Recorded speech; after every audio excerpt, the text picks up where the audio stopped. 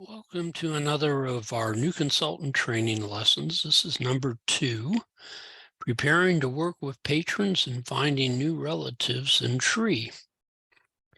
These are designed for brand new consultants, but could also be used for consultants that have been around a while who want to have some more background on how to do things. And we're going to talk about today taking the time to plan to meet with our patron, the things that need to happen before we actually physically meet with the patron and have a lesson.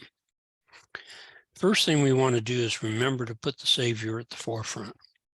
The Savior has a part in everything in family history. And in this case, we want to make sure that we've got the Savior in front of us as we seek inspiration about what to teach, as we learn the wants and needs of our patrons, as we actually prepare the lesson, as we meet with our patron, and then as we present the lesson. We want the Savior with us in all those, so that these might be life-changing lessons that we prepare. We need to understand our charge. It's interesting, the first time I saw this is from the Church of Jesus Christ's website under ministering with temple and family history work, that we actually are ministers. And we're ministering through temple and family history work. That's our charge. And it says in the writing that's here, that's from the webpage, even something small can have a profound effect. As you pray for guidance, remember the power of temple and family history to build testimony and heal relationships. Remember that a lot of what we do isn't necessarily for those that have passed on, but for those that are living, that we're actually physically working with. In that LDS.org page for ministering with family history, there are 6 bullet points that we want to remember.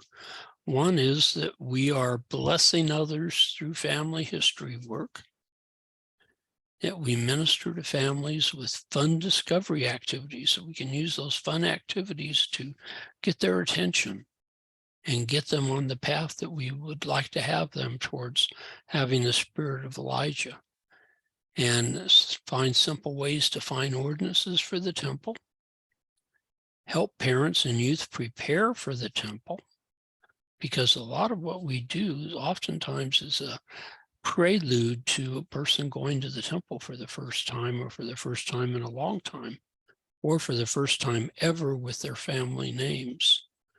And so this is a preparation that we're involved in helping. We also help them to learn about their family. That could be on the other side of the veil or this side, and to help others build family connections. Discover, gather, and connect is involving with finding connections of all kinds. So this is what our ministering looks like. These are the types of things that we do in ministering at temple and family history work. Okay, how do we go about this ministry? Well, back in 2016, the church devised Find, Take, Teach to replace the one teacher at the front of a classroom approach, which had been the only approach that had been used in family history forever. And so this one-on-one teaching became the goal for family and temple and family history consultants. And this system does work. In our stake, which is the only stake I can really speak to, we had actually under 5% of our members submitting names for temple work before 2016. After 2016, that number grew to just before COVID hit to be between 28 and 30%. It was just really just went crazy, thanks to one-on-one consultant teaching of patrons. And so this is the key thing we want to focus on, the fact that if we're going to be effective consultants, we will be effective through one-on-one teaching. Mike Sandberg was one of the developers of Find, Take, Teach. And he said back in Roots Tech in 2016, as part of this Find, Take, Teach process, family history consultants and helpers worldwide learn to apply a set of proven principles to create a heart-turning experience for those they work with. These experiences help others love family history and ultimately become saviors on Mount Zion. This is what we're about, helping people want to become saviors on Mount Zion. Okay, the steps of planning a lesson. This was actually developed under Find, Take, Teach, but it has not been superseded once we moved into develop, gather, or discover, gather, and connect. The process is still the same. The first step is to contact our patron and learn what their needs and wants are. Second is to prepare spiritually. Third is to get access to their family search account so you can see their tree and search their tree before you meet so that you know what you want to do with them. Prepare a lesson based on their needs or wants, and then include an invite for them to complete the temple ordinances of their relatives if you find some, and invite them to share this new knowledge with others, both inside and outside their family. So we start with personal contact. Once you've been assigned to somebody, usually that would be through the ward council, with the assignment being given to you by your ward temple and family history leader. You'll contact these people and explain to them what your calling is, set a date to get together and get some preliminary talking over so that you can find out, what kind of things they're interested in doing, what would they most like to learn, so that you can start preparing for them. In this conversation, though, do remind them that you're on an errand from the stake president and the bishop to help them find ancestors to submit and take to the temple as part of this process, if we can. Okay, you want to prepare spiritually. I can't stress enough how important this is. You need to pray for the family before you meet with them. Pray for them when you meet with them. Pray when you do the lesson planning and the lesson giving, so that you have the Spirit with you, so that these can be hopefully life-changing experiences and something that will help these people to get the spirit of Elijah and want to become saviors on Mount Zion. Spiritual preparation really is the key. Okay, well, the first thing you need to do is get their account, access to their account. There's really two main ways. One is by going up to the question mark on familysearch.org and down on the drop down to helper resources. That opens a page where you can send an invite to them that they have to respond to. Excuse me. If they're in your stake or ward, you can use the ad from ward or stake. It'll take you into essentially tools, find them, and then send them an email with a link of what they need to respond. If they don't happen to have an email in tools, then or a link to their account at Family Search, you can add them by email by supplying an email, and the program will send the link through the email that you supply, email address you supply, or you can just get a copy of the link and you could send it to a person by text or however you'd like to send it to them. In any case, they have to respond back. And once they respond back, they're part of your helper resource folder. And then whenever you want to work on their program, you just go to them in your list of people you're helping, you click on them and you're in. It's all it takes, but you do have to go through these preliminary steps. The other way to do it is to just find Help Others up in the upper right corner of any page and tree, and then you'll have to supply either their username and helper number, which is the last 5 digits in their membership record, or their full name and the last 5 digits of their membership record. This doesn't require any waiting. It requires that you gather this information ahead of time and that you keep track of this information. Because if you use this path, every time you want to go in and look at their tree, you're going to have to go through this process. So you need to have this information, write it down, and not lose it. So it's actually easier to use the Helper Resources Planner program rather than this, but both work and both will get you into their tree. Okay, you want to use that Helper Resources information to search their tree because it provides you with a fan chart to start with that you can see what's in the person's tree. And then on the left-hand side, you're going to find discovery ideas where they have discovery activities that are in tune with their tree, hints, research ideas, and temple opportunities all right there for you to draw from if you want. In addition, you'll find a place there where you can leave notes about what you want to do with the family or the person, and also a place where you can write lessons. And we'll talk about all this in our next lesson in this series. We'll actually take you through this. Okay, from Helper Resources, from the fan chart that's there, you can actually click on it, on a person in there, like we did here for Jeremiah Ashby. And then you can either click on tree or person and go actually over into the tree and start looking at their family. And so this is how you will actually search over in their tree. You use the Helper Resources to explore their tree. Have the Spirit guide you in finding where to search. That's what's so amazing.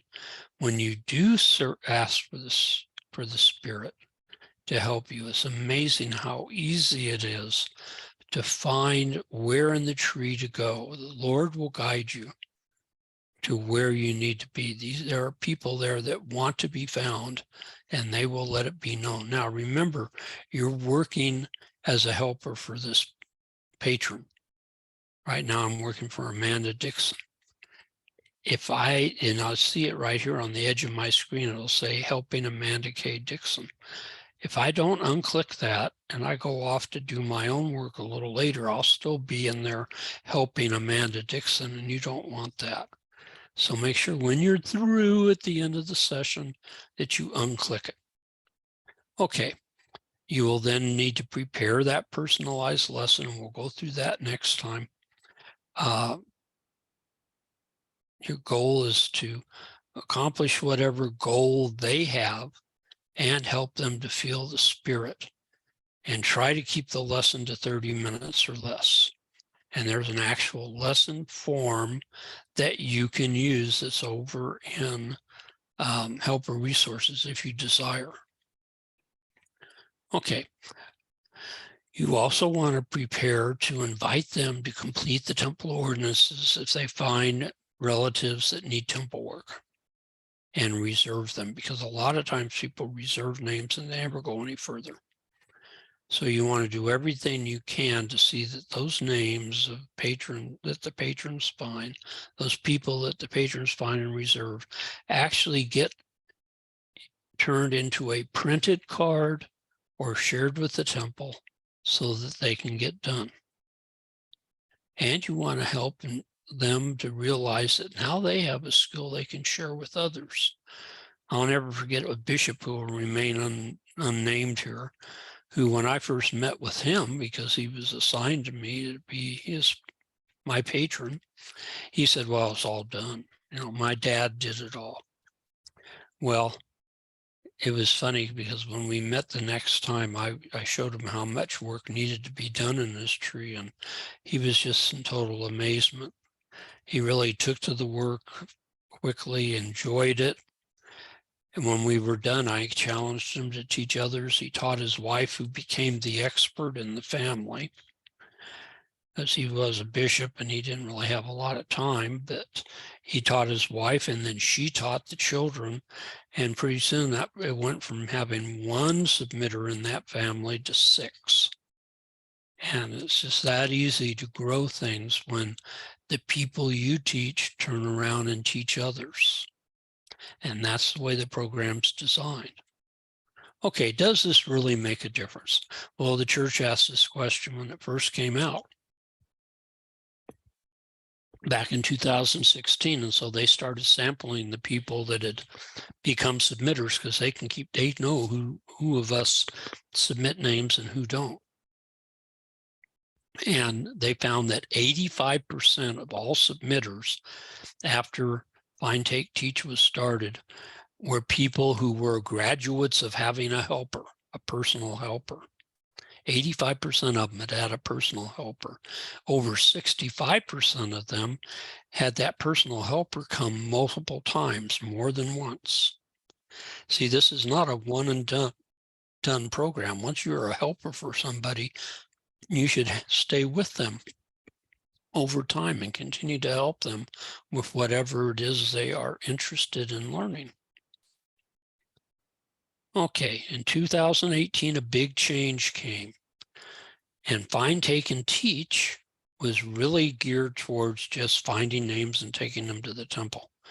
2018, the church developed Ordinances Ready, which in effect supplanted a lot of the need for digging up names for people and trying to find new relatives to add to tree when there were millions of names in tree that needed to be done.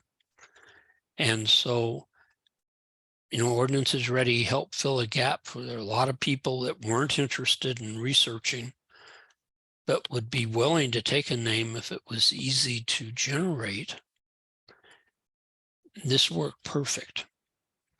And so, it doesn't necessarily help them learn how to become researchers or things like that, but they aren't really necessarily the people that need to do that. As we went into Discover, Gather, and Connect, we started focusing on other things, memories and stories and, family reunions and things like this, and not just on the ordinance side. Now, Ordinances Ready is still the Brethren's key feature for helping the masses get names, get relatives to take to the temple.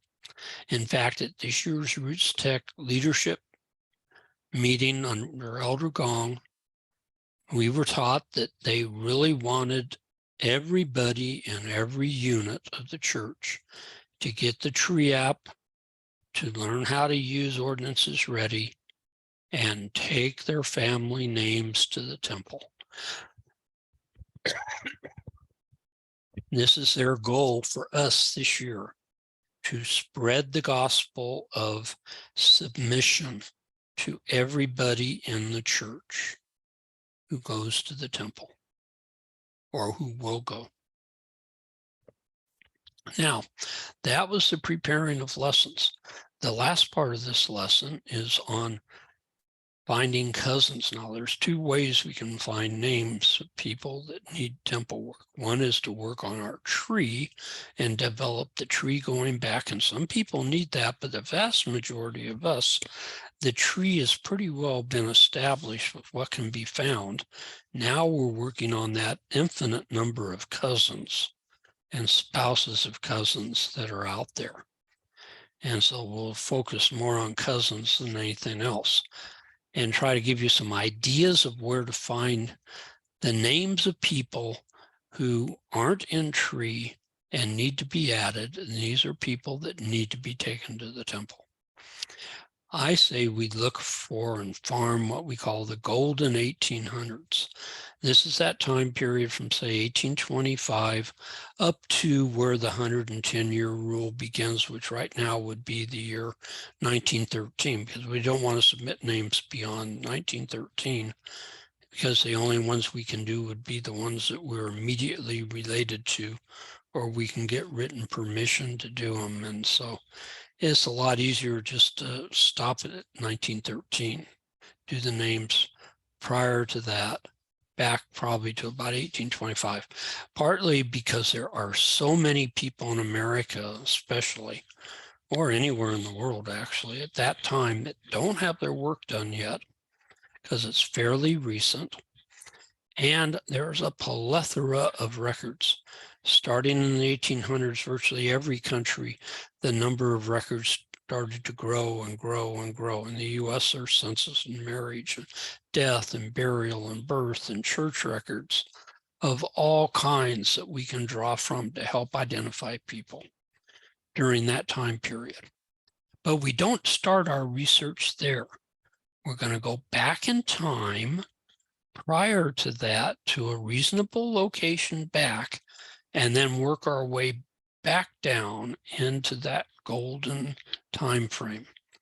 What we want to do is make sure that we go back in the person's tree beyond their earliest church members, because once people join the church, and their descendants often were members of the church, that part of their tree from the earliest member down is going to be pretty well picked over and done for the most part. It'd be very hard to find names there. But up until just recently, the emphasis has always been find your ancestors and do their work. And the church members did a good job of that and built their trees back, but didn't bother with the descendants. And so that's where we're going to start trying to take advantage of things.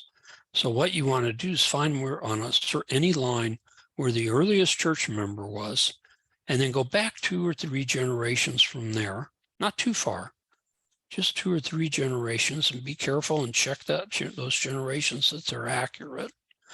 And then from there, work your way down back into the 1800s. And you'll find a lot of people that need to be added to tree. Okay, now how do you figure out where this earliest member was? Well, most of them you're going to find fairly easy because they're going to be marked with IDs and tree that start with a KW. Now, I've been warned, don't say that because it's not totally inclusive, and that's true. You'll find some that don't have that, but you're probably never going to find one that has a KW. I found one, my mother's grandmother, who somehow got marked KW, and she wasn't a member. And that's the only one I've ever seen. Every other record I've seen that started with a KW was actually a member. Now, another way to identify these people are look in the tree for people who were born, let's say, in Denmark and died in Salt Lake, or Tooele, or Provo, or St. George. Those are the type of people that you will know were probably members of the church. And another way to do it, which is more obvious, is to go in and look at the ordinance records for these people. And if you see any ordinances done before they died, then they must have been alive to have the work done for them. And so there's several different ways to find out where the living members of the church are in a person's tree, even if you don't know who the early members were. Okay, so you find that early member person and work your way back, and you find a person that you want to start at. This is our target person that we're going to start looking at their descendants, because their descendants for the most part are probably not going to be members of the church. Okay, so we're going to be looking for cousins in this case, and there's 2 ways to find cousins. One is through the descendancy view and tree, and we'll do a whole lesson just taking this descendancy view and helping you to see how to find places where you can add new people or find names of people that need to be done that are right there and need to be done. The other way is to use a third-party product called Pizilla. And Pizilla does the same thing in a more graphic way. And it also helps you to find either people that need their temple work done that are in tree, or they'll help you find those people who appear to not have descendants, but may have. And these will be the people you'll try to add children to. So those are the two main ways to find cousins, and we will have a lesson on both of those. So what we want you to think about right now is, in helping others, you want to help them to love family history. That's what we're trying to get across to our patrons, is this love for family history.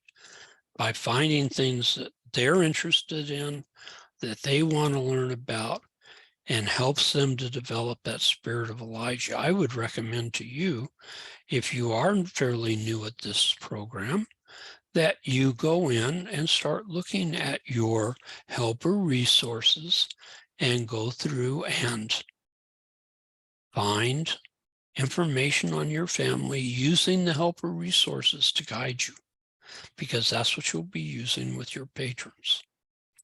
Okay, and like I said at the beginning, this is the second in a series of lessons. There's actually 5 beginner lessons that I use each year. The first one was back in February, and it was called You're a New Consultant, Now What? And it's on YouTube, and there's the address for it. You'll be able to see this, and if you get a link to this recording and the PDF of the slides through our distribution system that we have. If you're listening to me and you'd like to have access to those, please email me down here at regivens1120@gmail.com, and I'll see to it that these are sent to you. Okay? In the meantime, practice what you're going to be doing.